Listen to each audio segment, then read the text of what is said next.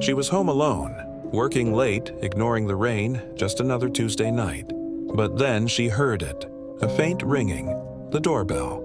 The app on her phone showed nothing. No motion detected, no one at the door. She dismissed it as the wind. But then it rang again, louder this time. She crept towards the living room, following the sound. It wasn't coming from the front door. It was coming from inside the house, from the dollhouse on the shelf, the one with the tiny, perfect replica of her front door. And its tiny, perfect doorbell was ringing. So who was really at the door?